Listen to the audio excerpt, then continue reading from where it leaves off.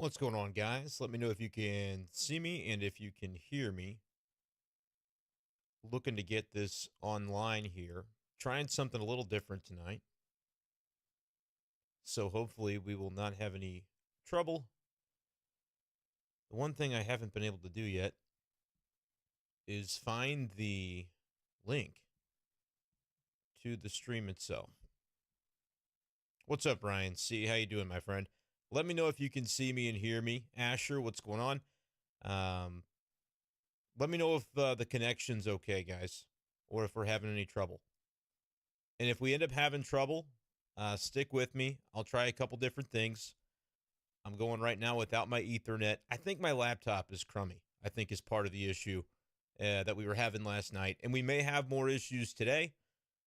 Be ready for that. It's possible. I'm grabbing, I'm doing this in a little bit of a different way now than what I've done before.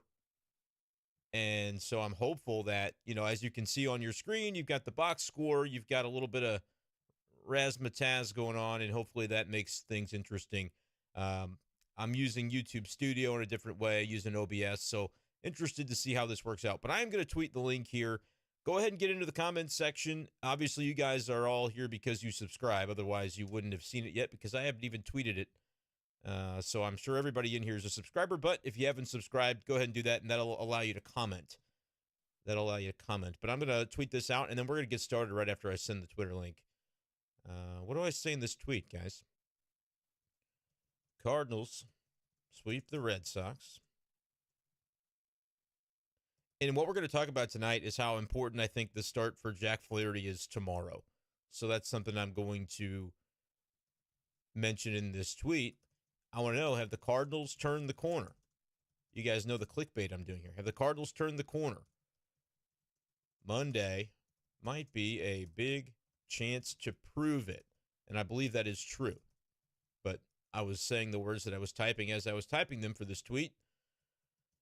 Join the live stream now to discuss. Let's have some fun here tonight. All right, tweeting that out. Getting things going. We're live on Twitter. Got the comments rolling. I've got the box score up that I can access at any time. This will be fun. This will be fun to see if we have, first of all, if we have a good connection. What's going on? Let's go. Connor, Jason's here. Einstein's up. The T-Mobile connection. We'll see, man. We'll see. It may fail me, but for now, Adam, come on now. Don't do me like that. I've got one baby. That's enough for now. But thank you guys for being here. This is going to be fun. I'm excited to get into this Cardinals game. Sunday Night Baseball. We want to talk a little Carl Ravitch. He had some interesting things to say tonight. Some Brandon Donovan action. I think Ravitch is really good, but I think it's hard to do those Sunday night games because you got to realize they have to know every single team, and they're bound to get some stuff wrong. But that was interesting today for sure. Like the stream if you haven't done so. You can see I've got that beautiful picture of Busch Stadium live on the screen for you, asking if you guys would like the stream. Comment and subscribe. I'll be changing some things up like that. But right now, I'm smaller on the screen than I've ever been. So that has to be pleasant for a lot of you. You don't have to see my face as prominently on your screen. So excited to get going here. Let's see. I think we're ready to go. Like the stream, though. We've got 9 likes. We've got a few more than 9 listeners right now. So if you could give me a like and subscribe to the channel, you'll be able to comment within a minute. I see a couple people already retweeted us on Twitter. Rock and roll. Okay. Make sure we're recording on Audacity. It appears that we are. Guys, we're going to give this thing the old college try tonight, okay? Up to 11 likes. I'll be watching that like counter. I'll be watching. All right, if I look dumb, it's because I'm actually watching the live version, and it's about 7 seconds on delay, maybe even more than that. So I'll be curious to see if I do some dumb stuff tonight because I can't see exactly what I look like. But I'm just a little box in the corner. Doesn't matter. Okay, here we go. Count it down. Talking a little Cardinals in 3, 2, 1. What's going on, everyone, and welcome into this edition of B-Shape Daily Live. As tonight we're talking about a Cardinals sweep. That's right, the Cardinals pulling off a series sweep for the first time in 2023. as they beat the Red Sox up at Fenway Park 9-1 to continue the good vibes that have been going for this team of late. Welcome into the stream tonight. Excited to finally get with you guys. I know it's about an hour and a half, 2 hours after the game actually ended. It was Mother's Day, so I was watching some Grey's Anatomy with my wife. We made some popcorn. It was a lovely time. But I was going to make sure that I waited until she was asleep to get on the stream here and talk some Cardinals with y'all. And she's going to bed because she has a real job and has to work in the morning. So that's the situation at the Schaeffer household. Hopefully baby Gabriel remains asleep in his crib like he's supposed to. Fingers crossed. But here we go. Here's the deal, guys. The Cardinals are slowly but surely making their way back toward 500. Looks like they're, 16-25, still pretty far away from it. They didn't gain on first place in the last few days because the Brewers, they happen to be playing the Kansas City Royals, and you know how bad that team is. So the Cardinals are still 7.5 games out. However, doesn't it feel like things are vibing in the right direction for the Cardinals? And tonight you got a combination of good offense and good pitching, which is something that it's kind of been one or the other recently for the Cardinals. The starting pitching we know has been kind of a problem for this team all year, but you look at it right there, Miles Mikolas. I noticed a big glaring 0 in the strikeout column from Miles tonight, but that didn't seem to matter. He had one of his more successful, maybe his most successful outing of the year. 6 clean innings, gave up just 4 hits, a couple of walks, scattered them, only allowed 1 run. And boy, did the Cardinals ever need that from Miles Mikolas. And, you know, if you look at what Mikolas has been doing recently, you look at the recent game log for Miles Mikolas, it hasn't been terrible. You can go back to the April 27th outing against the Giants. That was his best start of the season. I had neglected that one in my memory. He pitched into the 7th in that one. But really, since then, he hasn't gotten exposed or blown up in any of these games. But the last outing against the Cubs kind of stuck with me as one where I thought, man, Miles really needs to do more. The Cardinals need more out of him. He's a guy they extended already right to the 2024 season. And so they definitely need more out of Miles Mikolas than going 4 1/3 innings when the bullpen has been so taxed. And so I kind of rode Mikolas a little bit in the stream 5 days ago after that outing at Chicago, where I just said 4 1/3 is not going to cut it. I don't care that he only gave up 1 run. But now that we have this start from tonight in the picture as well, you can look, and there's only 5 earned runs over the past 4 games. This is sort of the version of Miles Mikolas that you expect to see. You'd like to see the strikeout rate higher than 0 tonight. But the fact that he's been able to kind of get back on the horse and lower that ERA from where it was down there at 10, 8, 7.5, slowly but surely making his way down to below 5. And I think Mikolas is to the point where you can count on him as a Cardinals fan as one of those guys, a mid-rotation, maybe a solid number 2, number 3 at worst. You kind of know what you're going to get from him. And finally, he's kind of returned to that. That's what's been nice about Miles Mikolas in past seasons for the Cardinals. And it does appear that he is back in that situation now for St. Louis. So that's a way to breathe a sigh of relief. Nolan Arenado is a huge sigh of relief for Cardinals fans because if you haven't noticed, he's back. And I'm talking back all the way back. Nothing to worry about any longer when it comes to Arenado. If you were concerned, I get it. It looked ugly for a while. There's that OPS for Nolan Arenado up to 708 after the 2-for-5 game and another nuke from Nolan Arenado. This is what we've been waiting to see, and it came at Fenway Park, and that's great. I think it's going to continue. I think from Arenado, you're going to get the home runs where you expect him to be. The RBIs are going to be there. In this 708 OPS, it's going to be closer to that 876 by the time it's all said and done in 2023.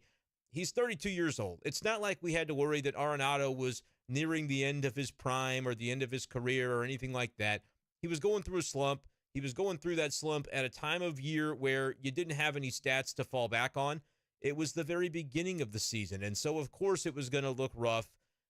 It's fine. It's Nolan Arenado. I think everybody's kind of seeing that he's falling back into his form, and was good to see him, even though in this game that damage comes later. It ends up being a nice little boost, I think, for the psyche of Cardinals fans to see that happen. So Cardinals get the big win. They get the sweep for the first time this year. I got to send the tweet for the first time this year. It's in the title of this stream. Sweeps aren't that hard. Just play the Red Sox. All is well in Cardinals land right now. I know the record is still ugly. I get it. I think there are signs right now that the Cardinals are on the rise. I've been saying on the stream, if you've been paying attention, if you've been watching us, the Cardinals are going to make the playoffs, and they're going to probably win this division. I've described it as a race between the Cardinals and Brewers. Even before Milwaukee took over the lead from the Pittsburgh Pirates, I looked at it as those two teams, as the two teams that are capable. For the Brewers, it's because of their pitching. They've got really solid starting pitching, a deep rotation. I don't know that their offense is enough to hold off a Cardinals team that can do a little bit of everything if they get the starters back on track. But what I want to talk about tonight, we'll get into your questions here momentarily. Make sure you subscribe to Be Schaeffer Daily, or I should just say the YouTube channel here, Brenden Schaeffer, St. Louis Cardinals writer. You can subscribe to Be Schaeffer Daily on Spotify as well. The audio-only version of this podcast will be available on Spotify and Apple Podcasts in the morning. In case you miss anything, or in case the stream dies or something ridiculous like that. It did happen to us yesterday after about an hour of good Cardinals talk. All that being said, I'm looking at this right now as a run for the Cardinals where things can certainly turn around, as they've won, 6 of 7. The record is still what it is, but they're making a rise. Tomorrow is important. I want to stress that Monday is a huge one for St. Louis because Jack Flaherty on the mound with Wilson Contreras returning behind the plate. All of the goodwill that they've built up and the wins that they've been able to book and get to 16 wins and get to a situation where at least they're not 10 games below 500 anymore. That's a positive. All of those things are great, but if you go out and you get knocked around again, Jack Flaherty on Monday, and Wilson's behind the plate, the narratives are going to be back. All of this is going to kind of fade away, and you're going to feel a little bit worse about the way things are once again. So I would say that Monday ends up being a really important one for the Cardinals, and we'll talk about the reasons for that as we go along. But I'm getting right now into the comments section where we've got Ryan, Asher, Ostock says we can hear me. Drew, what's up? Asher wishing everybody a happy sweep day. It was really enjoyable to put that tweet out. It's something I've been doing for several years. I believe a fella named Ryan on Twitter, on Cardinals Twitter, you probably have seen him around, is the one that I used to reply that to Ryan for whatever reason back in the day. And then after doing it a couple of times, he asked me, he was like, where's the tweet? The Cardinals swept today. Where's the tweet? And then I was like, okay, I'm going to make it a thing. And people are kind of onto it now that when the Cardinals get a sweep, I kind of turn the old adage on its head where they say, oh, sweeps are hard. Sweeps are hard. And most of the time they are. When you lose the third game of a series after winning the first two, no big deal. Sweeps are hard. It's tough to sweep a team. I turn that around and say, hey, sweeps aren't really that hard. Just play whoever the Cardinals just beat. I got to do it twice today, actually, because Mizzou baseball swept Georgia. So that was cool for them. Ryan C's heading to Vegas soon. Jealous of that. Derek, what's going on? Caleb's in the house. Wilson's comment to the Post-Dispatch about not having to change anything before returning as the catcher is strange. Yeah, the whole thing was strange, guys. Like I said a little bit last night, the fact that Flaherty is the one that's going to be catching him, or I keep messing that up, that it's going to be pitching to Wilson the first time back, that wasn't what I expected. I thought it was going to be Adam Wainwright for the reasons we've discussed, which are, hey, if Waino's pitching to you, he'll call his own game, and if there was any concern about Wilson's pitch calling, then maybe that would be a way to ease him back in. Which, by the way, somebody asked a question that made me laugh the other night about whether or not we could confirm that Wilson Contreras actually called pitches, called games when he was with the Cubs, because that would be like a hilarious thing if that were the smoking gun and he had never called a game behind the plate and like they did it from the dugout in Chicago or something. That would be absolutely too perfect and probably disastrous for the Cardinals. I was talking to Jeff Jones of the Belleville News-Democrat, and he was at that Chicago series, and I had asked him, I'm like, do you happen to know the answer to this question? And he said, yeah, that's actually one that he asked Ollie or whoever it was during the course of this week. And Jeff was like, yes, they said that he had called games before in Chicago. So that wasn't the situation. Thanks to Jeff for that, because I didn't know, and I thought maybe he would, and he did. So I just went ahead and asked him. But that would have been hysterical, but doesn't seem to have been the case. But to Caleb's point, that the narrative, and it's not clean, right? That Wilson comes and says, doesn't necessarily need to change anything. It's just about whatever. All very vague, right? The whole thing's been very vague when it has come to what Contreras has actually been tasked with doing. The Cardinals really didn't want to say a lot. I think the pitch clock is an aspect. Like at the plate, he obviously is on top of it, but maybe when he's behind the plate and a pitcher doesn't agree with the sign, and then you switch it, and you don't have time to switch it. And so whatever it was, we're never maybe going to know the full scope of it. It was weird, but the Cardinals felt it was serious enough to pull him from behind the plate this early in the season for about whatever it was, a week, little more than a week, 9 days or so, with Saturday of last week being like the very first day we saw all of this going on. The Cardinals made that decision, and obviously at this point, it's hopefully going to be in the past for them. It's going to be a deal where it happened for a week, week and a half, and then you can move on. And they have said Contreras is going to be the regular catcher. But the fact that there's like no, hey, here's what it was, and now it's fixed, you can be skeptical of that if you're a Cardinals fan.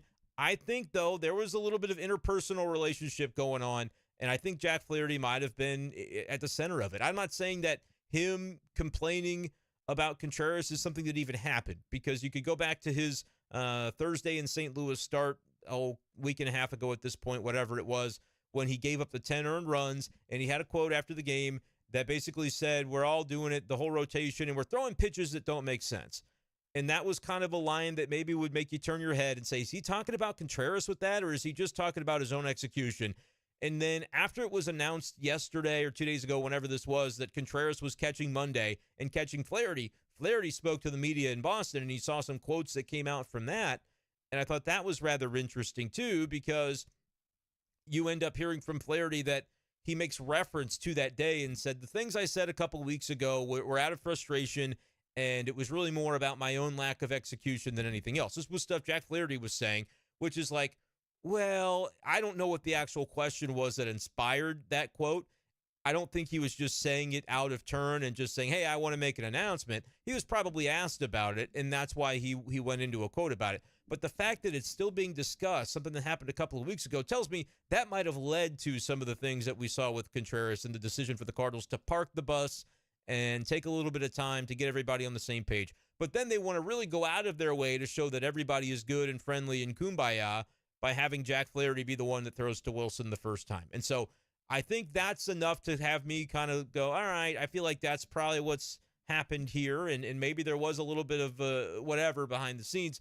But I do believe with the different meetings that they've had that everybody is probably on the same page, and we can probably put this to bed as long as Jack Flaherty performs well when throwing to Wilson Contreras. If he doesn't, I'm sure the postgame tomorrow is going to sound different. Jack is going to probably be very aware of the way some of his postgames recently have gone, and I think he'll pay special attention to make sure that he doesn't end up going viral for the wrong reasons in the postgame.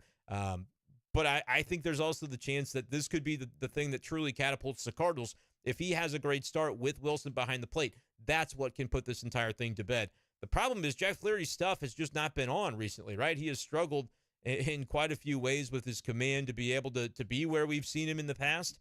And I just don't know that going into tomorrow's start, you can have a lot of confidence that suddenly a switch is going to flip after he's had a couple of starts in a row. The 10-run start was an obvious struggle. And the two-strike execution was, I think, as bad as we've really seen it from Flaherty, which was a disappointment in that game for sure. And then the last start, 5 innings, gave up 3 runs, but remember, had like 5 walks, had a bunch of hits that he allowed, and got out of it largely due to some double plays, which he's been a master at getting those double plays. I believe he's among the league leaders and could be the league leader by himself. I haven't looked within the last couple of days since his last outing. But the other aspect of that was the Seiya Suzuki fly ball to left. That could have been a grand slam if it gets 10 more feet, 5, 8 more feet, whatever it was. So Flaherty could have had a much worse box score than he did 5 days ago. Now he's got an opportunity to put all of that behind him. I won't care what his ERA is at the end of the day. If he goes out and puts together a quality start and the Cardinals win, that's the one thing I think that remains for this team to truly be heading in the direction that it needs to go. Because Michaelis, I think, is heading there. Montgomery obviously had struggles in the last outing. I don't think he's going to just be rough every time out. He's one of their better pitchers. And, you know, it may be only a 3.75, a 4.0 ERA, and that's not what you think of when you think of a number 1 or a number 2 in the rotation. In St. Louis, that's kind of the reality as of right now. But I think ultimately Montgomery is going to be okay. Adam Wainwright, I still believe, is going to be okay. And then Jack Flaherty is the other one that it's like, his numbers are glaring, right? 6.18 ERA. He's the one that I think you need to see a good outing from to go, all right, if you find that, Steven Matz has been one of their more reliable starters the last 2 times through. He's gone into the 6th inning twice, which before Michaelis tonight we hadn't seen over the course of the past week. So I'm not saying that Michaelis or that Steven Matz is suddenly cured and he's better and everything's great, but he's been holding serve a little more appropriately, right? He's keeping the Cardinals in the starts that he makes, which is more than you can say for what a lot of the guys had done previously. So the rotation kind of making its way around, but we talked about Jack Flaherty in spring as the guy that had the most upside in this rotation to be a true number 1. And so if you have him kind of pitching to a 6 ERA, you go, all right, that they don't have that upside within their rotation if Jack Flaherty is performing that way. However, if he goes out and throws 7 innings of 1-run baseball tomorrow, this Cardinals team has an entirely different look and feel to it, and suddenly you'll see them within 8 games of 500 if that happens, and assuming they win it. So that's where the things are right now, and I know I kind of went on that diatribe after Caleb's comment, but I think it's all related to the Wilson stuff, and to truly be able to put all of that behind them, the way to do it is a Jack Flaherty shove on Monday night at Busch, and getting back to a homestand where you play the Brewers, right? This is a chance to – I'm not saying they're going to sweep the Brewers. I'd be honestly shocked if they did. It would almost be too serendipitous, and I bet if they did that, I know they'd still be, 4.5 games out? You'd see the Cardinals basically favored to win the division at that point in time because the vibes would be too immaculate. I'm just saying get a series win. I think that's important to be able to shave a little bit off of the deficit. It's still only mid-May. This is why, remember I said during all of the trials and tribulations of April, I continued to say mid-May would be about the time frame where I want to get a look at this Cardinals team. And if it still looks disastrous then, we've got a lot to talk about. The record still looks disastrous, but the way they've gone about it was horrendous. Oh, they've turned it around a little bit. And the way they've done that is some of their key performers coming back into the fold. Miles Michaelis just being himself. Arenado being himself. I know it was just this one series, but homers every day. OPS back over 700. This is the kind of guy that he can be. And if you're watching my buddy Heath, who's in a fantasy league with me, he told me on Friday he wanted to trade me Arenado, and I was like, yeah, I would like to, but we just didn't get around to it. Every day he kept homering. I have a feeling I'm not going to be able to get that deal done anymore, but I digress. I'm going to get right back into the comments, though. One thing before I take this sip of water and then dive back in. Like the stream. As I'm seeing this right now, we're at 26 likes. I know there's a little bit of latency here, so it'll be a while before you even see this. But let's get the likes up to, 30, and then keep going past 30 if we can. That would be appreciated. Okay, here we go. Adam says he just got back from Boston today. What an experience. Adam, if you took any pictures, send them to me. At bschaefer12 on Twitter. I'll always credit you. I'm not really making money from any of this, but it would be lovely to have some more Fenway pictures and stuff to be able to put up on these streams and different things like that. But again, if you want some photog credit, I can give you that. If you want my money, I ain't got any. But if you got some cool pics, feel free to share them. I appreciate that kind of stuff. This is true of anybody, by the way. If you're ever on a road trip and I'm not there to take pictures and you want to throw me some pictures just to be part of the crew, again, it's not like I'm making money off of this stuff. Someday I hope to. But it would be really cool if you just, hey, I got this cool picture. I always want to see what you got anyway, even if I'm not like asking for permission to use it. It's fun to see what's going on and get the environment in my mind from what it looks like on the road on series that I'm not at. Connor says, what's up? What's up to you, Connor L? Jason said, did we go candy bar free this weekend? I don't even know what that means. I might be missing a reference there. The Grave of Einstein referencing the T-Mobile connection strength. It's like Tommy Edman from the left side, and hopefully it remains that way. That is my greatest hope here. Adam, for those who have seen his comment, was making an off-color reference. No more babies in our near future, I don't think. We've got the one. We've got our hands full with him, but he is great. 8 months old. We're loving life with our buddy Gabriel. Asher says, I don't know, to be honest. I think the answer will lie within the next 7 games. It's really interesting because the Cardinals are feeling great, right? You win all these games in a row. You sweep somebody. Sweep a good team. Like the Red Sox are still above 500. They've been very competitive in the best division in baseball. I don't think there's any doubt about that. Boston's still at 22-19 as I check the box score here. We'll pull the thing a little bit down so everybody can look at what the pitching looked like today for the Cardinals. Just kind of changing things up tonight. Let me know what you think, too, of the new look of the stream. My face doesn't need to be the only thing we see. I'm trying to adapt to become a little bit more in the know of the way things work for streamers and things of that nature. So let me know what you think of it, and we'll continue to try to get things more modernized and more visually appealing than just my face and my cat tower. I think the cat tower is over there. Anyway, for those who know the name of my cat, bonus points, because yeah, if you don't know, you'll never guess it, is what I'll say. But I have put it out there before, so some of y'all might know. Ryan says we're so back, maybe. But yeah, Asher, you're right about the next 7 games. Like, they've won some games, and that's great. Now you're about to face the Brewers. I think it's perfect timing because the Cardinals are starting to find their vibe a little bit. But this is an important series. You can't backslide after what you've been able to accomplish on the road this week. Come back home and show the fans in St. Louis that y'all mean business about getting back to the playoffs and maybe more. Because this season was not one that began with us talking about the playoffs, right? It started with everybody talking about, can they take that next step when they get to October? October was kind of a foregone conclusion, and I think April was a wake-up call for a lot of people. But at the same time, this is still a roster that is built to get to October. They just need to accomplish it, and then we'll start talking about what it looks like when they get there. Ryan thinks they're back. Allison is here liking and retweeting everything. I love it. Thanks to Allison, by the way, for becoming a patron on Patreon this week. Bonus podcasts are coming to Patreon. I did one this week. I'm going to get to a point where I'm doing multiple bonus podcasts a week. And for the subscribers on Patreon, you can tell me, hey, do a podcast about this, and I probably will. That's the kind of thing I want to be able to set up on Patreon to reward folks who really want to support me and the content that I make. It's like the cheapest tier is $5 a month. That, cheaper than a blue check mark, I like to say. But I understand, too, that a lot of people are like, I'm not ready to pay for this, whatever. Totally fine. At least subscribe to the free YouTube if you'd be so kind. And the bonus there is that you'll be able to comment and chat in the live chat within a minute of your subscription to the free YouTube account. So appreciate you guys for being here. Snips says, Cardinals back, ?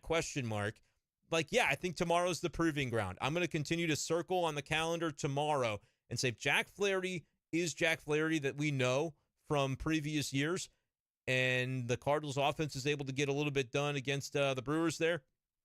This team could really be on the verge of melting away that deficit to where by the end of May, they might be closer to 500 and just a few games out. And like, if that's the case, it's game on from there. I think the Cardinals are better than the other teams in this division. Right now, the only thing against them is just the deficit that they're facing. So I do think the Cardinals very well may be back.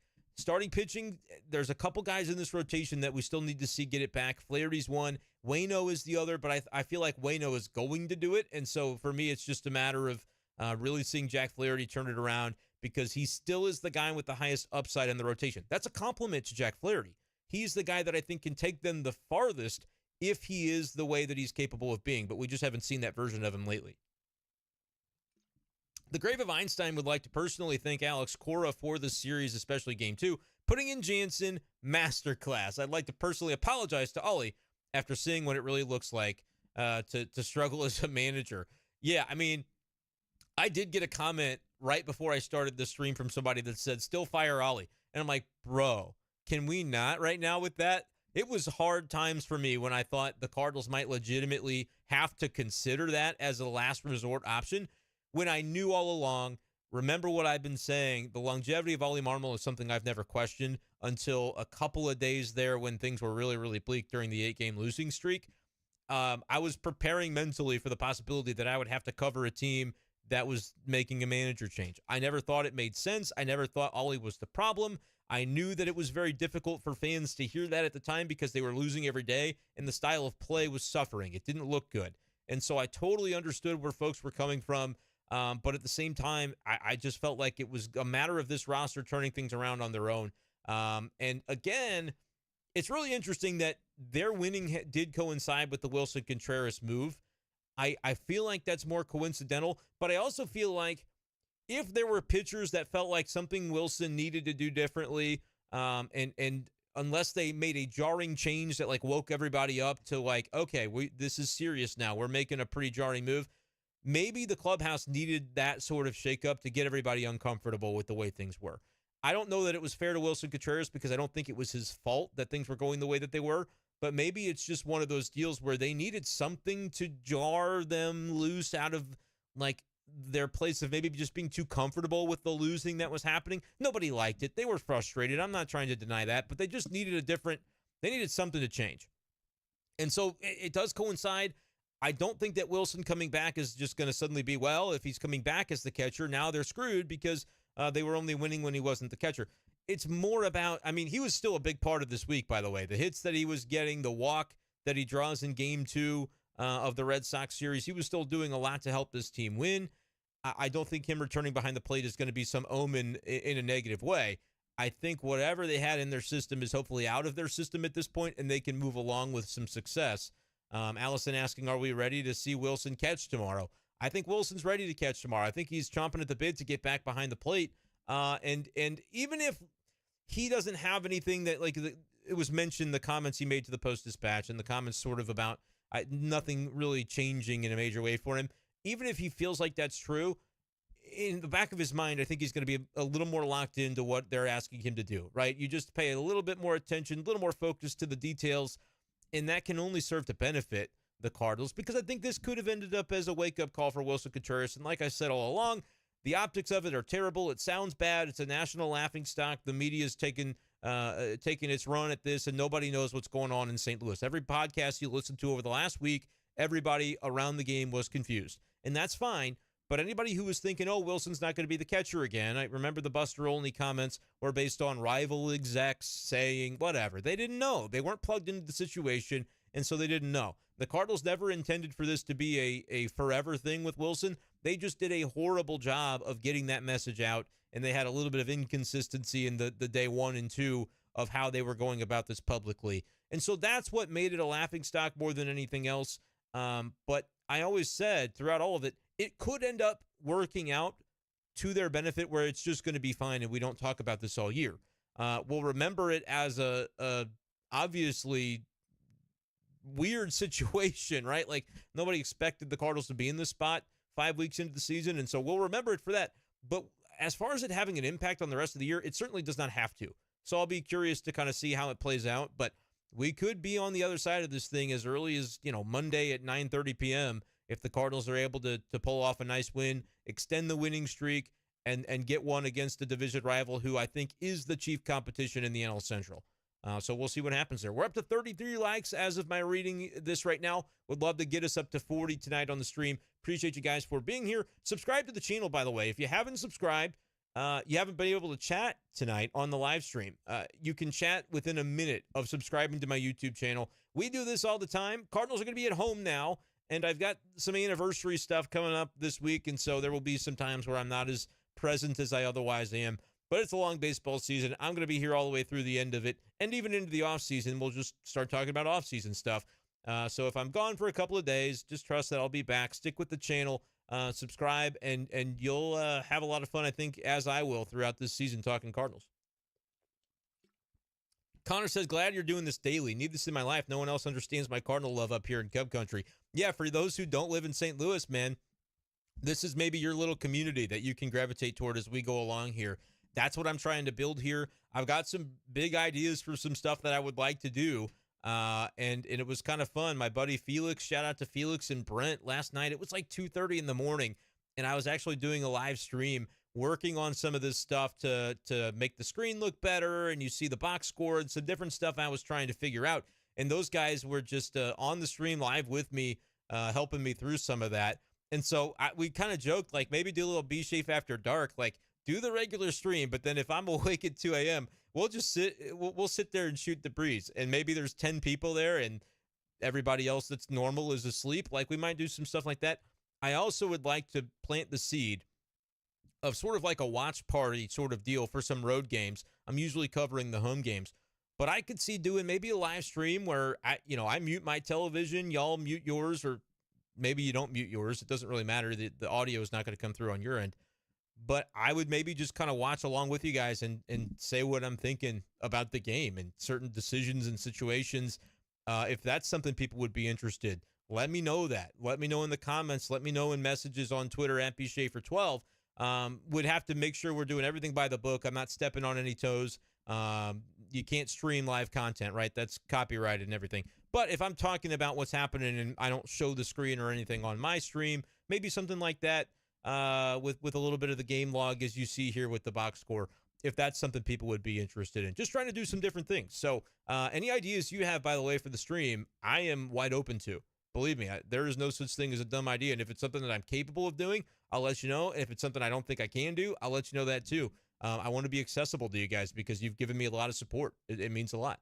Nate says Arenado is back, baby. And I couldn't agree with that more. I think Arenado is certainly back. We pulled up his season-long stats a minute ago. I'll bring it back up now. Hitting 256. The numbers aren't great if you look at that 708 OPS. Like, it's all kind of below his career norms. But it's absolutely, I think, the case that that you would expect him to be at least within somewhat of a range, right? 708 OPS isn't great, but it's not 580 or whatever it had been. And you look at kind of the last 7 splits, already it looks so much better. Hitting 313 over the last 7 games, slugging 750, the OPS over 1,000 for the last week. That's Nolan Arenado, guys. 4 homers, 11 ribbies. I remember a stream about a week, 8-10 days ago at this time. It seemed as though he was starting to turn that corner. And I started to give you the inklings, and I'm no Nostradamus, but I was starting to get a lot more comfortable with what we were seeing out of Arenado at the time. And so I was starting to say on the stream, like, he's going to be fine. He's going to be fine. And lo and behold, he is fine. I think he's going to be, just as we kind of predicted, okay moving forward. So that's good for the Cardinals. And, yeah, great point by Nate. I think he is back. I would not worry about him any longer. 3 more likes to get to 40. Y'all can do this. I believe in you. Let's see here. Scrolling down. I need a mouse as well. I'm using a laptop, and my trackpad is breaking. Like, it doesn't always scroll. So you guys, for those who stick with the stream, you are absolutely dealing with maybe one of the most technologically challenged. I think I'm technically a millennial. I don't believe in generations. That's a whole other thing. But, like, for a guy who's under 30, the fact that I can't use technology, it's honestly an embarrassment. Jason says, I've got 4 kids. You've got some catching up to do. Like I said, man, hands full with the one, but we love him. It's been awesome. It's been a great year. Asher says, we all owe Kenley Jansen to thank you. Yeah, I mean, Wilson Contreras got into his head, too, in Game 2. I absolutely believe it. The fact that Wilson Contreras and Brendan Donovan did not put a ball in play, and collectively, what did they only faced like 4 pitches because Brendan Donovan faced 0, and Wilson didn't need 2 of the balls because they were pitch clock violations. Like, that's crazy what they were able to accomplish. And then Donovan with the base running play. It was crazy last night, but Kenley Jansen absolutely helped the Cardinals along for sure. Childish Gambino, I love our offensive-minded primary catcher. Yeah, Wilson is the primary. Don't dump on Andrew Kisner. He did a nice job holding down the fort. He's a good player. Big-time homer tonight for Kiz. I get excited when Andrew Kisner does well because I feel like he's written off, and I get it why. The numbers have not historically been all that productive for Kiz. But now hitting 213, OPS is over 600, which is not some major accomplishment. I get that. But at the same time, he's had some struggles. Look at over the last week, though. OPS over 800. Even over the last 15 games, OPS right there at 795. So he's not a 615 OPS guy. I know that last year he was, and for his career he struggled. I get it. There hasn't been the offensive success consistently that you'd hope to have seen from him. But with the bomb he hit tonight, like, that he's got it within him and he's got that capability. And I think as a backup catcher, his offense is more than sufficient. Speaking of somebody whose offense has been more than sufficient, Paul DeJong homered again today. Talk about a moonshot. I hate the backward camera. I want to see that, and y'all know what I'm talking about. The camera was behind home plate, behind the catcher when DeJong hit his home run, and then they quickly shift to it. But show that on a replay. Don't show it during a potential home run. It's like when they don't do anything on those pitches, I'm glad because I get to actually watch the action unfold in a way that makes sense to my brain. But whatever, that's my little gripe. But DeJong still hitting over 300, the OPS at 949. Again, he's going to have a lot of games like this where he goes 1 for 5 with a home run and he strikes out still because he's sort of a hit or miss type of guy. But he's hitting enough right now where the OPS is 950. And he's not going to have a 300 average, but he doesn't have to because he is a powerful hitter when he gets going. And so for Paul DeJong, man, I put the little devil horn emoji where you're smiling at the with the devil face. I believe Sean is one of the guys on Twitter who said he's going to Venmo me $1,000 if Paul DeJong goes 750 or better OPS with at least 400 plate appearances this year for the Cardinals. So I'm really hoping to get that payday. Sean has not replied to that, I don't believe, so he might just say, "Oh, screw off," and he would be right to. But hey, if he'll Venmo me the 1,000, I will definitely accept it. Ryan C says the license plates are Cardinal plates and they say Nado. That's cool. That's a cool personalized plate. Ryan telling me I'm beautiful. I needed that. Yes, Jason, Grey's Anatomy is still on television. I know the latency is terrible here. I'm just getting to these comments later, but y'all comment a lot. That's a credit to you. But yeah, it's in its like 28th season, and we watch that and the Fire show that's connected to it. We watch every network TV doctor show except for like the Chicago ones, I think, that are on like NBC. And I don't even know if we enjoy them at this point, but we just do it because we always have. They're fine. It's kind of, whatever. Not my favorite, but we do it together, so it's nice. Nathan says, if the Cardinals sweep the Brewers, do you think that they have a good shot at being in first place in the division by July 1st, which is my birthday? Turning 29 this year. Not 30 yet, so that's nice. If the Cardinals sweep the Brewers, yes, I believe they have a good chance of being in first place by July 1st. Because they'd be 4.5 games back, and they're playing the way they're playing at that point. They would be a freight train. So, yeah, I would think that's true. But 2 out of 3, that changes the dynamic, and then actually losing the series changes it even more significantly. So I agree with the premise. I just think it's going to be tough to sweep them. That Cardinals swept the Red Sox sleep, going to hit different, Joe. I'm happy for you, Joe, that you'll be sleeping well, catching your Z's. Trevor, I won't make it through this whole stream, but sweeps aren't hard. Just play the Red Sox. Trevor must have to work tomorrow. Is Jack ready for the start tomorrow, asks Allison. Am I the only one nervous? I think y'all should be nervous, not because I'm predicting a bad Jack start, but because I think it's so important for the immediate and like next 4 months of this team. One game in May is not going to change the season, but like it could have a really positive impact if it goes well. If it goes poorly, it's just kind of more of the same that we've seen from him recently. But if it goes well, suddenly what are the weaknesses of this team? Still the rotation, you'd say, but I think there would be a lot of positivity infused if Jack Flaherty can kind of resemble the best version of himself. And so that's what I think is important. And everybody says, oof, you got to brace yourself for Jack tomorrow. It's a big one. It's a big one. Connor says, do you remember me asking about Wilson's game calling a couple weeks ago, like 3 or 4 days before the whole debacle? Yeah, Connor, I do remember that. And I think a couple of other people had chimed in about that. And I think I said at the time that I didn't want to like overstate the difference between him and Yachty and what we didn't know, because I hate to speculate, right? But then you were clearly barking up the right tree, Connor, because we saw what unfolded thereafter. And I think obviously ended up being a pretty good call by you. I just didn't, and you said I'm a little bit of a savant. I didn't want to get too deep into that by just claiming to know things that I didn't know.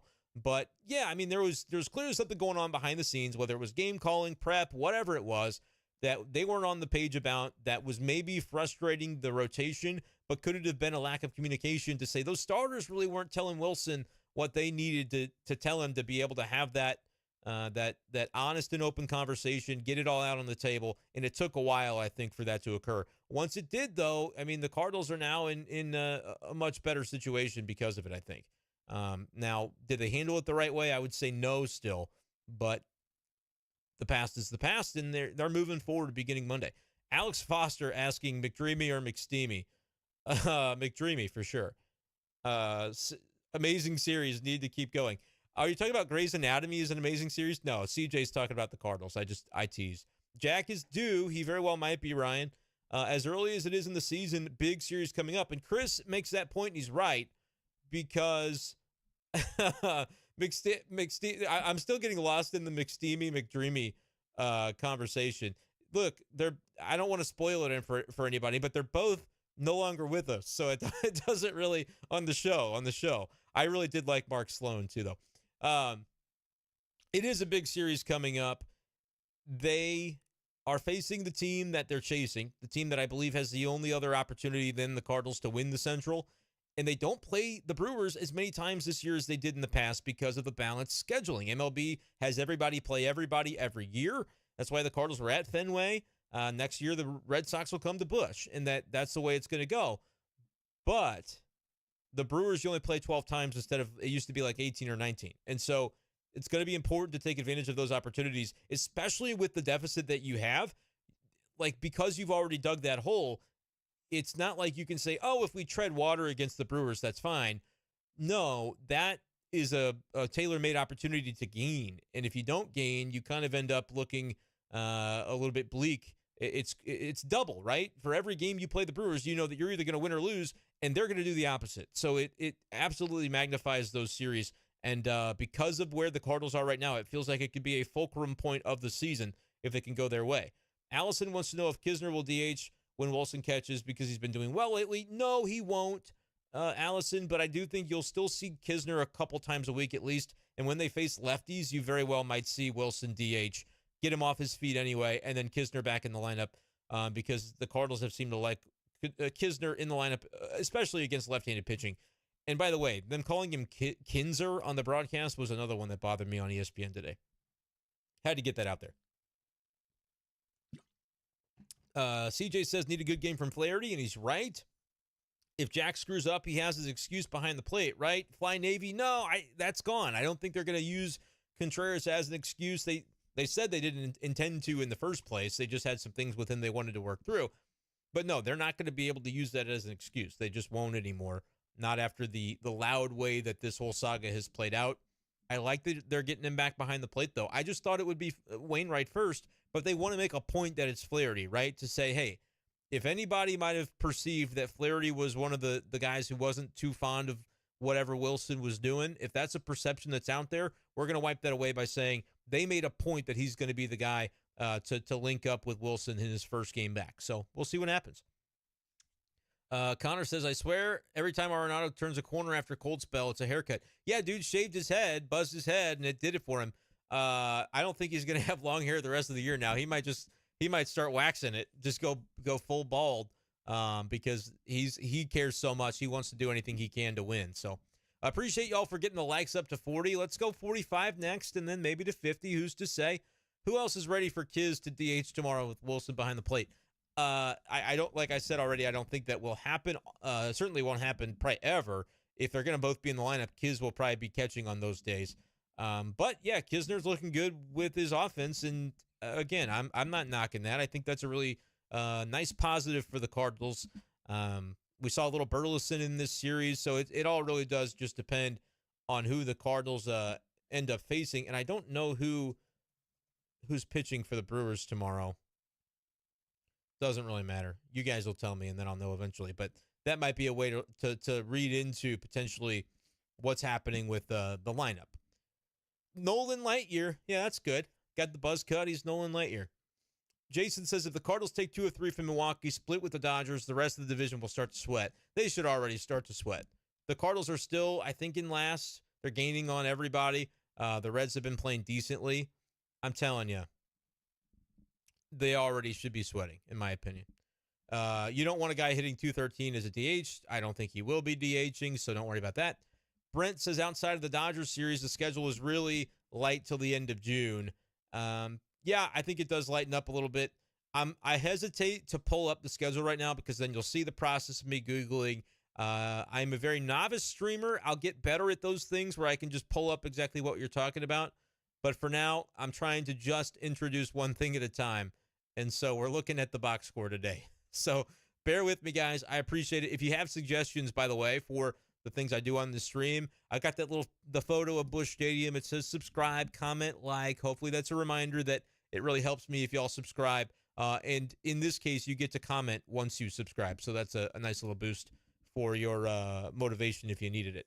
Connor said, don't think how they handled Willie was the right move, to be clear. Just have been noticing questionable game calling. Yeah. Maybe it was a little bit questionable. The rotation clearly had noticed it, and they took that to a very far extent. Maybe they could have done the messaging a little better. They could have been a little more upfront and communicative with him, maybe even with the public. All's well that ends well, as long as, like I said, tomorrow is the rubber stamp. If it goes well for Flaherty and the Cardinals win, there's nothing to be angsty about anymore when it comes to this situation, even though it was a very, very weird one that could have been handled better. I definitely feel that way. Ethan says Gorman needs to bat every day. We've talked about it. The Cardinals are going to look for opportunities to do it for him against lefties. So far, though, they're pretty confident and comfortable with the way they're going about it and having those right-handed bats bat against lefties instead of Nolan Gorman. And again, I know that everybody is continuing to bang the drum for Gorman to play every day. But did y'all realize that if he had played every day, he wouldn't have been able to be handpicked for the opportunities against Kenley Jansen that won the Cardinals 2 of those games? I think there is some merit to that. Kluber is past his prime, but he can still be tough at times from CJ.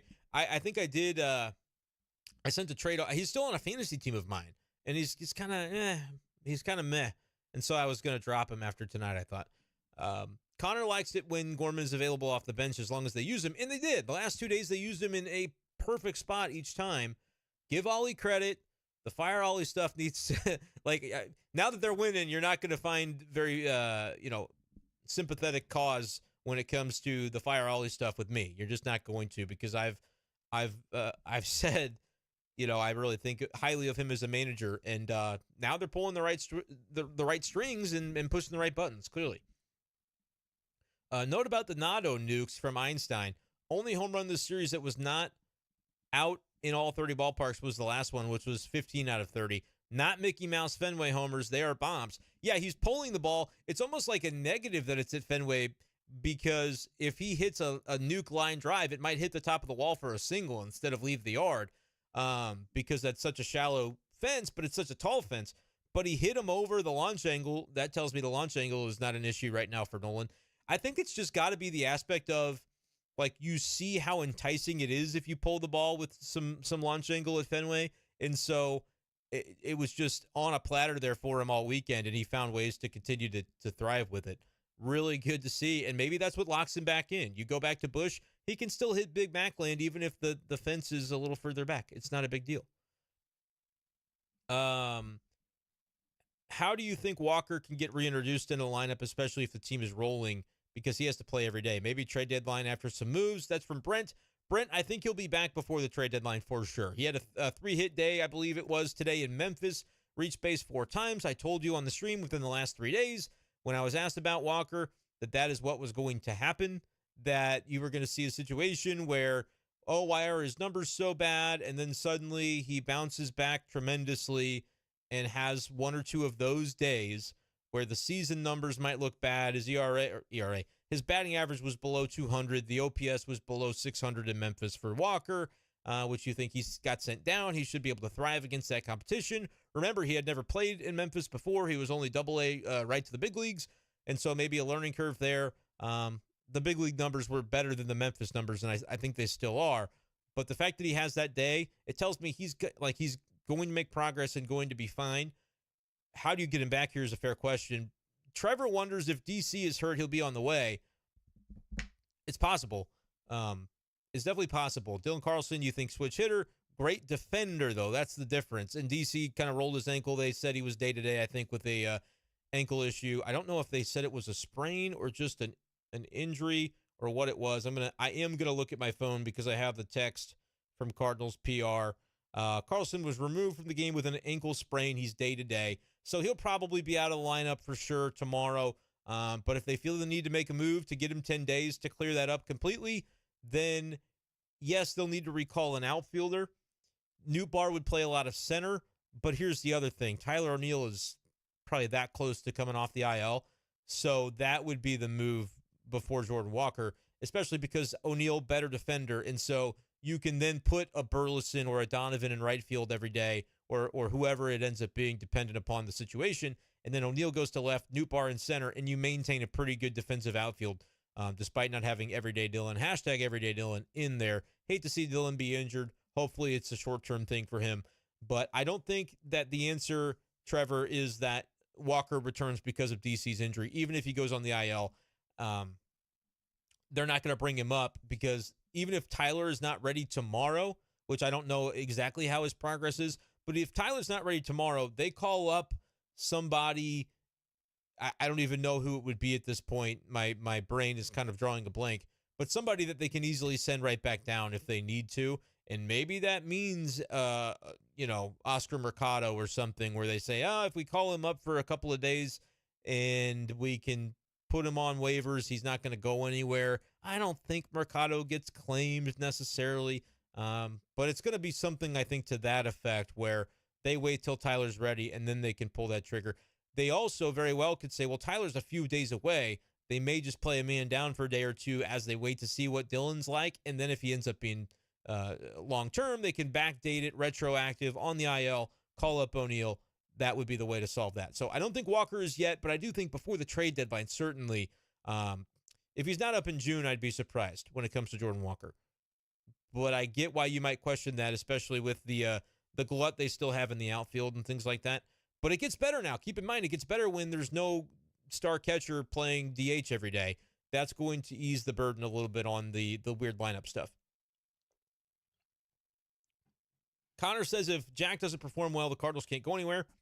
I kind of think that's fair.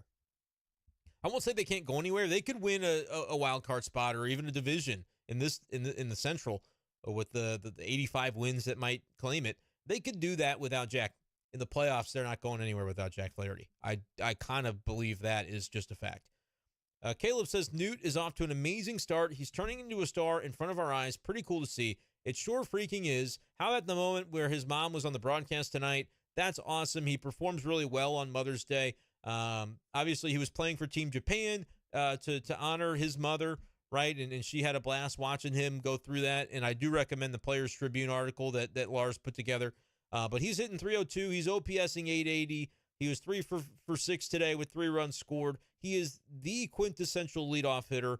Not seeing a ton of like home run power, just 3 homers, but he's got extra base ability. He's got great athleticism. I can't talk. Great speed. He's just a really good all-around player, and you see the splits recently there for Nootbaar. OPS and over 900 in the last 7 games, and even doing so as well over the last 15. He's just a shade below that for the season at about 880 for the OPS. So, yes, things for Lars Nootbaar could not be going much better, and that's really good to see because the Cardinals prioritized him in the offseason when they said, hey, we're not trading him. You know, all these teams that might want him, as I can't figure out how to work the Google. This is not an internet thing. This is just my damn computer not being very good right now. Lars Nootbaar was protected by the Cardinals in the offseason, is what I was trying to say. Whether it was Sean Murphy, whether it was Danny Jansen, whether it was maybe some interest they could have had in Pablo Lopez, they weren't doing it. And I think they are proven correct to have the vice grip on Lars Nootbaar that they've had. So he's been great, and he's going to continue to be great. But Connor chiming in again on Flaherty is that Jack is the guy with the upside in the rotation. It's actually true. He's the one that could be an ace, and like not just like a number one, like a Michaelis could be a number one, or a Jordan Montgomery, or even a Waino could perform as a number one. Flaherty could be that guy that is a dominator in the playoffs. He's kind of done it. Go back to 2020 against the Padres. They lost that game, but it wasn't because of Flaherty. You know, so that's the way I look at that. CJ does not see a sweep of the Brewers. Feel like each team will win one. Well, it's a longer series than just 2 games, but I hear what you're saying. Washed is the wrong word for a 27-year-old. I don't know who. Oh, Asher had said that Jack is washed. I don't think he's washed. I think he's gone through some injuries. I think he's trying to find himself still. You get thrown out of a rhythm when you have happen to you the things that Jack has had, which are like, and why are we having this happen with the box score? I haven't been able to get that fixed. I'm sorry that the names are kind of cut off on the left side. I'm working on it, boys and girls. Anyway, Asher corrects himself, says, I mean, washed as in the injuries screwed him up. And COVID, right? 2020 was tough because they kind of took him out of action and basically were trying to spare his health, and it backfired because he kind of lost his rhythm and then ended up with a lot of injuries over the following 2 years anyway. So that's a bummer. Connor likes the stream, says it looks good. I appreciate that. Will he ever be 2019 Jack again, Asher? I don't know. I know that he doesn't think of it in those terms. He just thinks, can I be myself and do the things that I'm capable of doing? I know how I can fix this. I think. Maybe. That's the best I can do. You don't need to see my dashboard for my bookmarks. Honestly, I don't know. I don't know if we'll ever see Jack at his best again. I think we will. We just may not see it in St. Louis. I think he could easily go get that change of scenery, and he's still a very young guy. and the talent has never been in doubt. So I'm not saying he can't thrive in St. Louis. I'm just saying I'm not counting him out for his career, even if he doesn't end up doing it this year.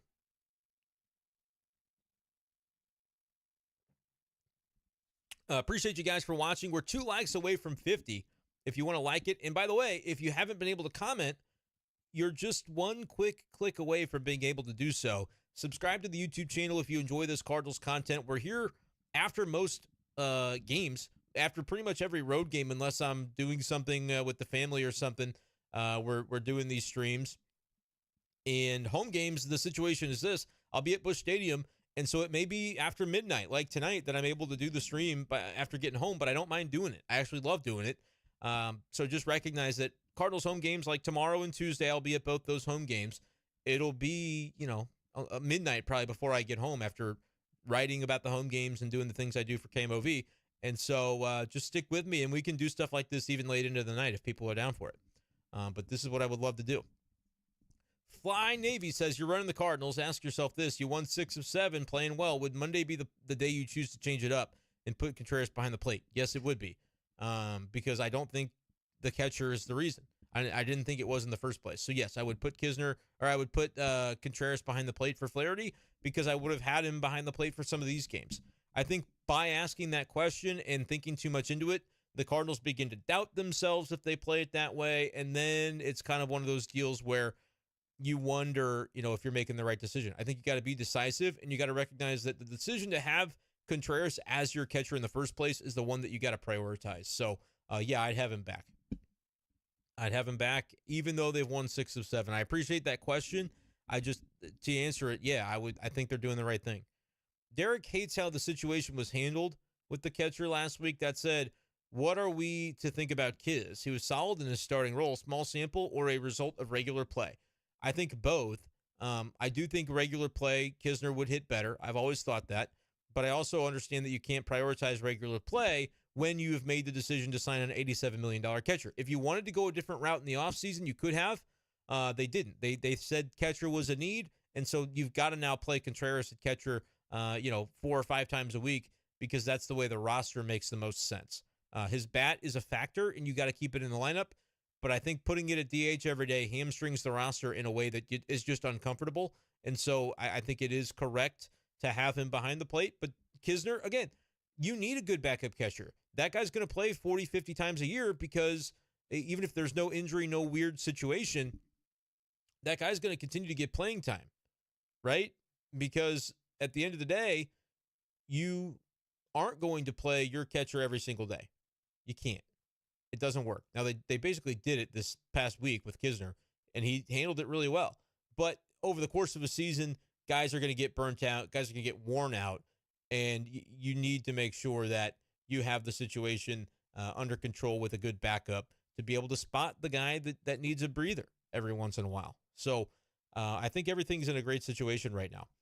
And Fly Navy says, it's not about Contreras returning. I want him back, and I've always felt the entire situation is messed up, is a front office screw up. I agree with you, Fly Navy. They could have done it so much better than they did. Nudie making everyone cry, but Sox fans cry twice. That's from Joel. And the grave of Einstein chiming in on Flaherty. His whiff rate is better than the K rate.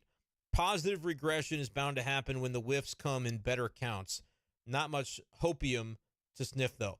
Yeah, I mean, regression implies, though, that he's pitching the same exact way with 2 strikes as he has without 2 strikes. He's been racing to 2 strikes most of the time successfully, and then hasn't been able to keep it going and have the put-away pitch. I don't know if he's changing his mentality, if he's changing his execution, if it's what it is, what it's been, but clearly, that's been an issue for Flaherty. So if he's able to get rid of that, that's how it's going to regress, I think, Einstein, and there is a chance that happens for sure. Kiz hitting 257 in May, an improvement from past performance, and the regular playing time was a result. So I have only good things to say about Kiz, but he's going to be relegated to more of a part-time role because that's the way the roster makes sense. But he's doing his job. Like, for those who said, oh, DFA, I hope you learned your lesson over the past week. Fans think firing the manager is the only thing they have an ounce of control over when a team is not doing well. Hard for fans to accept that it's the players playing poorly, and sometimes it is. And got annoyed with it when it was Mike Schilt as well. Connor makes some good points that both are fine. Managers do a lot more than make a lineup and pick bullpen pitchers. It's an easy thing to complain about because as a fan, I can sit or you can sit and you can go, oh, that was the wrong decision. And it's really easy to do it after the decision already plays out and you see that it didn't work for the Cardinals. Like, that makes it a ton easier, right? Because you can look and go, well, obviously the manager did it wrong. Otherwise it would have worked. And so that makes it's just an easy thing to do from the armchair, right? It's an easy thing to do from the couch. And so that's why I think a lot of people end up doing it. Jamaica says, even if they turn around and get to the playoffs, the media is soft. That's such a dumb comment. If you have something more constructive to say, Jamaica, like you've said it a couple times on the stream, appreciate you for tuning in. I'm part of the soft media and you continue to watch me. So I hate to come at you like this, but give me something more than that. And if you want to do it in private, that's fine. At BSchaeffer12. If you're just here to troll, that's fine too. I'm going to stop giving it the attention unless you give me something more. I'm glad to have a legit conversation with you about what you think about the soft media, but I need a little more. I need something other than just that kind of comment. And if there's some merit behind it, we'll talk about that. I'm cool with it. I'm open. Derek says the team has no starting pitching. The front office and the systemic issues are there.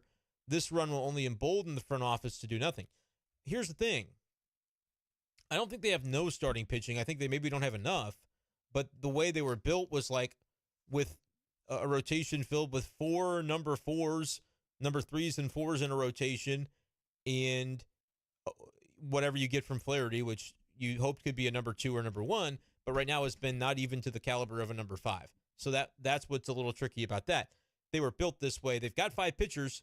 They don't have the ace among them or enough guys that are bona fide number 1s or number 2s. I don't think they have no pitching, though. I think Michaelis is a pitcher. He's a major league caliber pitcher. He's a major league caliber starter. And the numbers are going to begin to bear that out as time goes on. Jordan Montgomery is absolutely a major league caliber. Those guys are at least number 3s and have really been performing closer to that.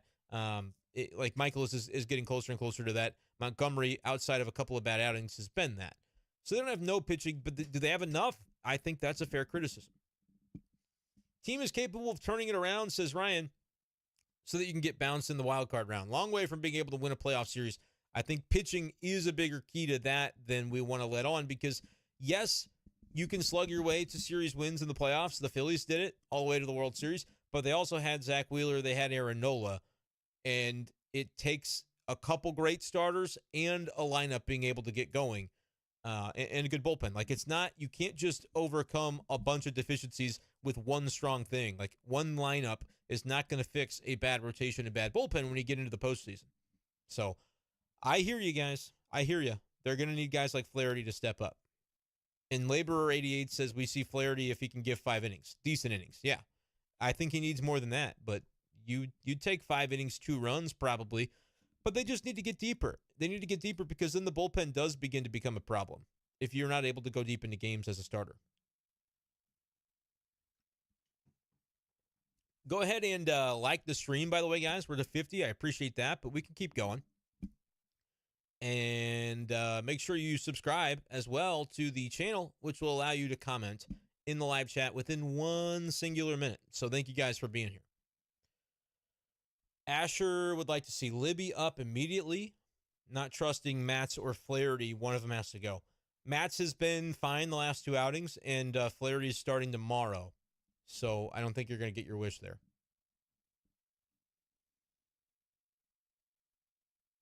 Connor says it's the only thing fans feel they can control. Yeah, and fans feel like I can do the manager's job because I can call the bullpen and say to do this different. And so that's why it's so easy to criticize the manager. People don't realize, though, that unless you're writing down all these decisions in a notebook or you're tweeting them before they go wrong or before they go wrong or right, you're always operating with hindsight, even if you don't think you are. Unless you're in the moment on those decisions. And a lot of times people are, but there are a lot of times where you're not. If you're honest with yourself, you're like, yeah. And the other part of it is you don't know what the decision that you wish was made. You don't know what the outcome would have been about that. And that's hard for people to settle with too. It's like the devil you know versus the devil you don't. The devil you know is the wrong pitcher came in and he gave up a home run. That's the manager's fault. The devil you don't know is what if they had left the other guy in and still a similar result had happened. But we don't get to find out. So it's like this unprovable hypothesis, and you can't disprove it either. And so when you can't disprove it, the fan can sit there and go, see, you're a dummy. But there's no way to actually bear that out, which makes it tough. Kiz gets too much hate. I want to point out that he is good. Yeah, Einstein, I think you're spot on there. And he's a good dude for the clubhouse. People may or may not care about that kind of thing. I'm telling you what, you want Kisner in your clubhouse. He's aces as a guy. As a guy in that room, I'm telling you. He should still play about a quarter of the time, says Connor, and I agree with that. And he will. That's the beauty of it. He'll play 30% of the time and should. More credit to Kiz from Einstein when he was starting. Looked a lot better than Contreras, not making the little mistakes that added up. Also smacked balls around with the bat. Yeah, and Contreras hopefully looks sharp. Wouldn't it be great to see him throw out a runner tomorrow, have some quick innings, be able to get it done? That would go a long way for everybody. Connor's in for more After Dark. That's great. Visual TDN listens after the game. Appreciate your comment, my friend. And Laborer now chiming in with the fact that the Brewers are streaky. Yeah, they are. I just don't think their offense is that good, guys. I don't think it's going to be like a top 10 offense even at the end of the day. So I feel like if their pitching falters at all, whether be it health or just performance, the Cardinals end up with a big advantage there. And we'll see if that continues or if that ends up being true. Jordan Walker with a big day. Asher, yeah, you're totally right, dude. 3 hits in 4 at-bats, and 4 times on base, I believe, was the ledger. Connor asking what he did. Allison wondering about when I cover games at Busch, what's a game like from your perspective? How early do I get there and how late do I stay? When it's a weekend game or like back before I was doing my radio show, I do a radio show on KTGR every day. You can hear me 4 to 6 p.m. if you have a internet connection, even if you don't live in mid-Missouri where the radio station is, KTGR. It's ktgr.com. My partner is Andy Humphrey. We talk a lot of Cardinals. We talk a lot of Mizzou sports. If you happen to like both, it's a show for you. And if you're a Chiefs fan too, there's no reason not to be listening to the big show from 4 to 6 every weekday because that's like the primary 3 things we talk about. But Allison, to answer your question, because of that, I end up leaving from my home in O'Fallon where I do the radio show right at 6 p.m. and I get there in about the bottom of the first inning or sometimes the top of the second, depending on how hard it is to park and what the traffic is like. I live kind of far away. So I a lot of times I'm not there for pregame, right? I used to be, but now I can't because I do a radio show and I'm trying to make a living. So, having more opportunities in addition to my writing has been great. I've always enjoyed doing radio. Obviously, I'm basically doing radio here every night with you guys. And so I don't really get to do the pregame stuff, which I lose some perspective because of that. It sucks, but it's just the trade-off that I'm making by being able to do a daily radio show in the place I went to school at Mizzou. So it's a lot of fun. How late do I stay? My perspective is I'm up in the press box. It's up there. Like if you're at Busch Stadium and you know like where that Budweiser overhang sign is that goes around the entire behind home plate, really big up in the upper deck, we're below that. Kind of behind home plate. So I'm watching from in there. Sometimes the windows are closed if it's too cold or hot or whatever. Windows usually open, so you're catching the vibe of the ballpark, which is great. And then after the game ends, we go down the elevator, go into the media room, waiting for Ollie Marmol. He comes out and talks. Then we go into the clubhouse, talk to any players that pop through, and then you go back up to finish writing or whatever. And the press box usually stays open a couple hours after the interviews end. And so sometimes I'm there well after midnight if I'm pounding out a story. Sometimes I'd say, I'm going to go write at home. And so whatever the case might be. But yeah, that's what it looks like. And that's why I certainly can end up doing some late streams with y'all if I'm there finishing a story or something. I'll come here and I'll do it. And if y'all are asleep, you'll see it in the morning, I guess. I don't know. Brewers just swept maybe the second worst team in baseball. Yeah, the Royals suck. We talked some Royals on the big show too. It's so disappointing though, because I thought they had more talent offensively to be able to kind of maintain like Bobby Witt Jr., Vinny Pasquantino, Melendez. They still got Salvi. Their pitching is horrendous though. They got Greinke and I don't think he's been performing all that great, but he's still kind of a veteran, at least in that rotation. Brady Singer has been terrible this year. It's not a Royals podcast, I get that, but they have been bad, and so don't think the Brewers are suddenly all that by sweeping the Royals. Most teams should sweep the Royals. Grave of Einstein, got to say, was 85 to 90% on Lovin Contreras. Got to 100% when I saw him messing with Jansen's head. Love that man. Yeah, dude. That's the kind of guy you love to have on your team, and he's doing the little things, and that's what they want to see him do behind the plate. Connor mentions B-Shafe last night was the meme at the party. Quote, they don't know that Brendan Donovan didn't run into an out and also disrupted the throw to cause a game, winning an errant throw. Dude, yeah, you should make that meme like the guy in the corner that's holding his drink talking to nobody. And he's just saying, you don't know. But my buddy Thomas was there at the party. I could have talked to Thomas about that because he's into the Cardinals big time, and maybe he's watching the stream. He's probably asleep though. But I should have brought that up with Thomas about the Brendan Donovan thing. I actually had to leave the party midway through, like right after we got there. This was like towards St. Louis, about 25, 30 minutes down 70 to 270 to 40 from where I live. And I left, went home, and came back because I was reminded about all the storms that we had in the area. And my basement has a situation where if the drain is clogged up on the back porch, I might get some flooding in the unfinished laundry room of my basement. And I was like, I had so much anxiety about it. I'm like, I'm going to just drive. It's going to be a 45-minute round trip, but I'm going to go make sure that my basement didn't flood just so I can enjoy the rest of this party. And that's what I did. And so I didn't have time, Connor, to do the meme, but otherwise I probably would have. Laborer says, by the way, isn't it something how an offense can perform when the pitching staff doesn't dig a hole early in games? Yeah, and you sent me that in a message tonight, and you're 100% correct. Like, remember those Steven Matz games where he only gave up 4, but they were all in the first inning, and the Cardinals lose 4-1, and it's like they didn't mount a charge offensively because they're kind of taken out of it. And yes, you're right. If you're a commenter, and I got these comments, like, you should be a professional. You should be able to, dig out of a hole. Man, that can be easier said than done, though, right? Like, it's human nature to have those things impact you sometimes.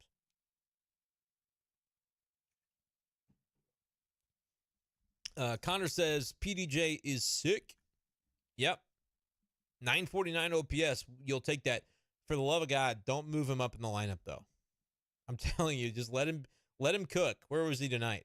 Batting 7th tonight. Let him cook, man.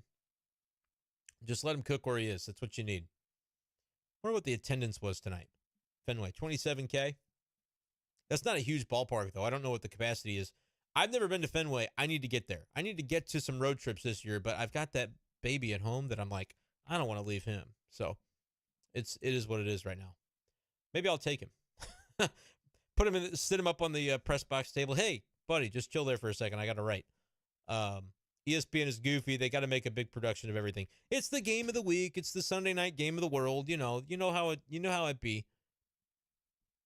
It's a different vibe than your local broadcast because it has to be.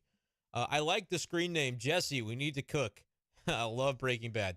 Better Call Saul might even be better. If you love Breaking Bad and you've never seen Better Call Saul, get to Netflix like right now. I give you permission to leave the stream to start Better Call Saul. Connor says, do they still have the worst record in the NL? I don't know. I have no idea. I'm not going to look it up because I don't want to mess up the stream. But worst win percentage is what Jesse Needs to Cook says. The Nationals must be winning a ton. Grand Slam Scotty, what's up? Says, good morning, Brendan. Lovely news to wake up to. We're back. Cardinals might be back. They very well might be. We'll see. And the Reds have won some games, too. They're only like 4 or 5 below 500. Peralta on Monday. Okay. Freddie has been tough on the Cardinals. I think he pitched well the last time. And he does look like he's in prime form. He's been pitching really well. Cardinals will have it cut out for them, but that's all the more reason. If they win like a solid 5 or 6-2 kind of game where they score 3-4 against Peralta, Jack shoves, bullpen holds it down, that would be enough for me to go, yeah, they might be back, guys. Gorman available as a pinch hitter isn't a sound argument for not playing him daily. Can't know how that would have impacted the game, possibly negating the need for the clutch at bat. Derek, it's a good point. we don't get to go butterfly effect with this. But like historically, the numbers against lefties have been lesser for Gorman. So I get it. It's not a great argument to say, well, at least he's available to pinch hit. But it is something that bears mention, especially in a case where you could potentially have him just struggle against lefties. But you're right. He's a better hitter now than he was last year, and so maybe he wouldn't struggle. They got to open it up at some point. Now I would get to the part where if you face a lefty who's not devastating, ease him in. See what happens. They have to start that process eventually. I agree. Carlson goes on the IL. Do I think he gets brought back? I think O'Neill is the one that would come back, and they'll make a small move until O'Neill. Walker back would be great, but what would that mean for the outfield? They didn't like his outfield defense, so he plays right. Newt plays center. Donnie plays left, but Donnie could be playing second again now that Wilson's going to be behind the plate. And so, does that mean maybe Burleson gets some DH at bats? Burleson's been okay in the field, but you don't want Newt flanking Burleson and Walker. That's just a little bit deficient, I think, defensively. Donovan in the outfield, I think, has been fine. I wasn't a huge proponent of that last year, but I actually think it's been fine. He's been very, very solid. So I don't know if it's going to be Walker just yet, guys, but somebody had mentioned the All-Star break or the trade deadline. No, it'll be long before that, in my opinion, that Walker returns. If it's not before my birthday, July 1, I'd be surprised. And that's my little humble brag of y'all gonna wish me happy birthday? I'm just kidding. Brendan L, spelled correctly, says, I feel like Tyler O'Neill would take Barrera's spot since Contreras is the catcher again. Yeah, I mean, they could make multiple moves, is kind of the thing. So Barrera could go down for whatever, but if Carlson goes on the IL is what we were talking about, that would obviously change it even more. They'd have plenty of spots, so maybe they bring Walker back, right? But they still need a spot in the daily lineup for him. And Donovan being able to play more second with Gorman DHing could be the key to allow that, especially if O'Neill's not quite ready yet. But they don't want it to be short-term when they bring back Walker. And they're going to want him to sustain some of the success he had today. They're going to want to see him do that a few times in a row. Not 3 hits every day, but they want to see. I would be surprised if Walker's back tomorrow, but I would be happy for him because I think he should be on the team. You still have hope for DC, but his hype a couple years ago was way too much, invested too much in his rookie cards. The problem, Connor, was that rookie cards in general around that time were overpriced. I bought a Jason Dominguez, the prospect for the Yankees. I bought a whole lot. It was a lot of his that were 2 Bowman Chrome firsts, which are the ones you want, in my opinion, in terms of maintaining value. And then there was some other ones that were prospect cards that were a little cheaper, less valuable. But I was it was an eBay lot for $100 total. And I was I can sell one of these Bowman firsts for, I don't know, probably close to the 100. And I think I did. I might have got 75 or so, $80 for it. And then I sold the other little ones for 25. So I ended up, I still have a Jason Dominguez Bowman Chrome first. But if you were to buy one on eBay now, it's probably $20, 15. So it was out of control. And if you bought into Dylan Carlson, you were getting the double whammy of cards were out of control at the time and people were hyping prospects, and Carlson has not turned into a star. And so that's unfortunate. That's why with cards, man, it's hard for me to do it because I want to buy the cheaper stuff so I don't get burned, because the one time I spent up on an NBA box, I got burned on it.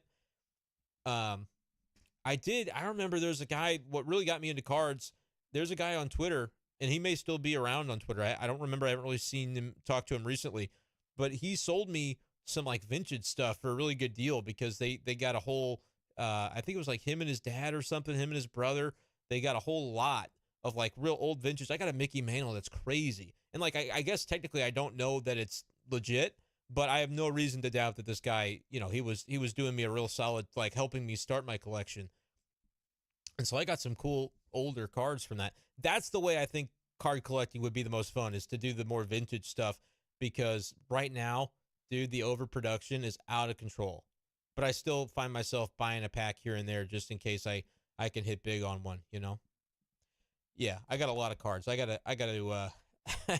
have to sort the cards that I have and maybe clear some out. Einstein has an idea. Try to sneak Walker through waivers to clear up some space. Stop. Stop. Can you imagine? Teams will be falling over themselves to claim Jordan Walker. Brendan L. Only reason I feel like Walker might be called up this week is because the compensation pick opportunity goes away if he's not called up by Tuesday. The compensation pick opportunity, I take your word for it. I'm not 100% familiar with the new rule on what that is. I thought it was like if he was rookie of the year eligible, that was the thing. But Brendan L., send me a DM on Twitter. You'll be able to comment on here, but it might get lost. Send me a DM on Twitter so I'm more informed, or I'll have to look it up myself. You'd hate to see that. Connor asked if I play the show. I don't this year because I haven't bought the game. I played the crap out of it in 2020 when COVID was at its height and there was no baseball to cover, and I got kind of good. And then the next year I bought it real excited, and then I found out that I'm doing live streams. I mean, I wasn't then, but I was doing stuff that prevented me from playing as much as I needed to like have a good Diamond Dynasty team.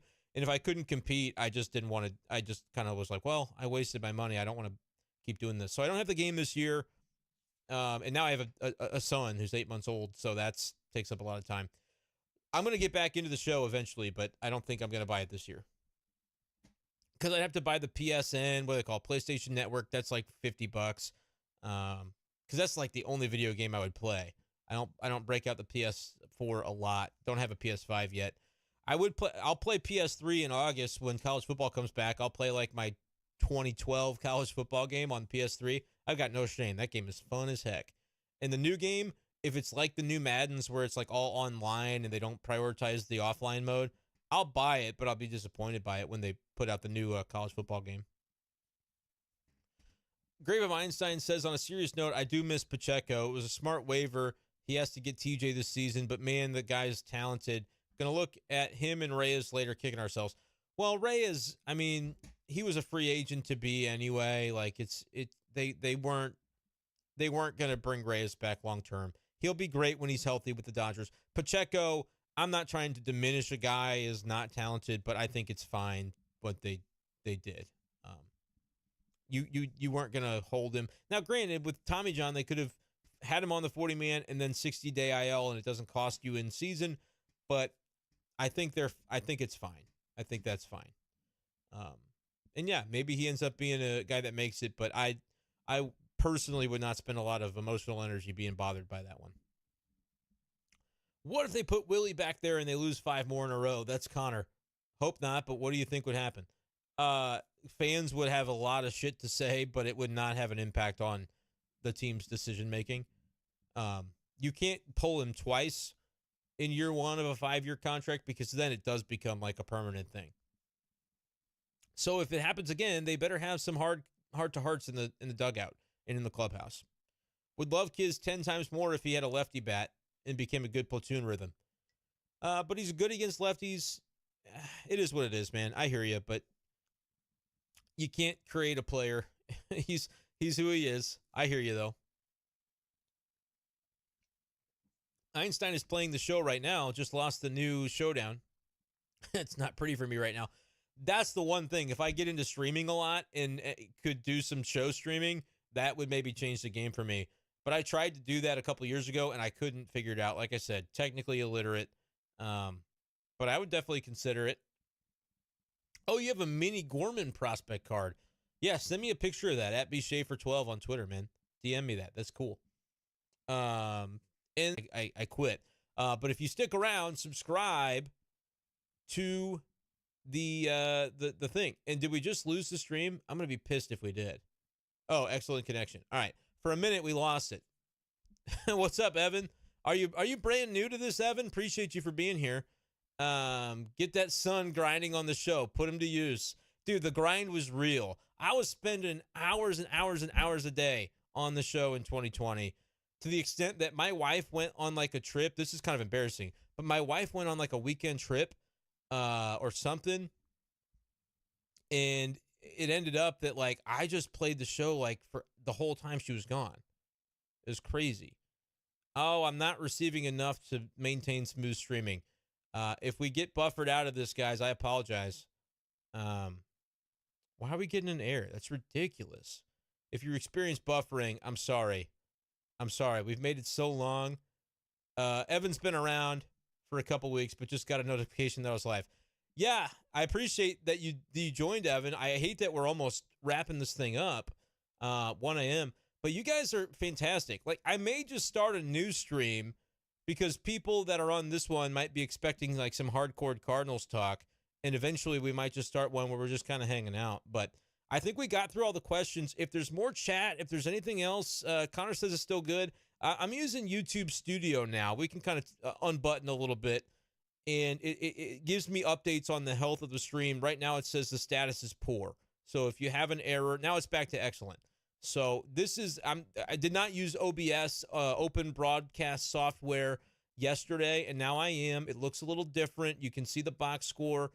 We can play around with some stuff a little differently. Let's do something now where I go Freddie Peralta. I want to Google, if I want to Google Freddie Peralta, I don't want to look at Journey. What in the world? Not the band Journey. They're good, but like, I just want to do a Google search. Is that too much to ask for? Yeah, this is some bogus stuff. Get off the screen. What are you doing?